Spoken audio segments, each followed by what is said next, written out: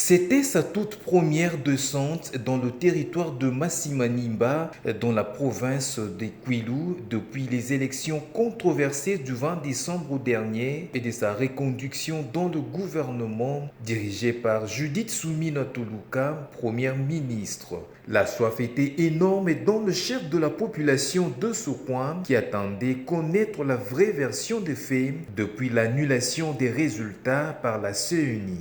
Juste après l'entame de son speech, Didier Mazenga Mukanzu va éventrer le bois en éclairant la lanterne de la population avec des preuves tangibles sur toutes les fausses accusations sur sa personne. Certaines personnes mal intentionnées l'ont accusé d'avoir volé des machines à voter alors qu'après compilation des résultats, Didier Mazenga obtiendra plus de 50 000 voix comptabilisées dans les différents centres de vote. Or, une machine à voter produit près de 450 bulletins de vote, ce qui revient à dire que Didier Mazenga aurait volé plus de 100 000 machines, chose qui est inadmissible. Cette vérité révélée au grand jour a mis tout le public d'accord. Didier Mazenga a vivement remercié le président de la République, Félix-Antoine Tshisekedi Tshilombo, dont il incarne la vision pour l'avoir permis de l'accompagner dans son deuxième mandat et pour l'avoir honoré au Tchad après les succès récoltés à l'élection présidentielle.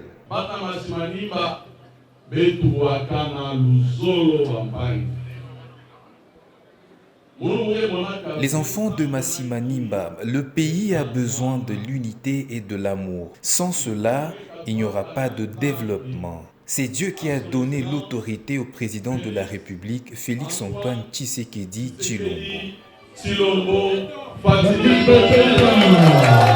40 minutes de communication, le ministre de l'intégration régionale, très éloquent, soucié de voir les territoires de Massimanimba s'épanouir, il a dénoncé la haine et la jalousie qui gangrènent leur territoire avant d'appeler les fils et filles du terroir à s'unir et à s'aimer afin de voir Massimanimba se développer.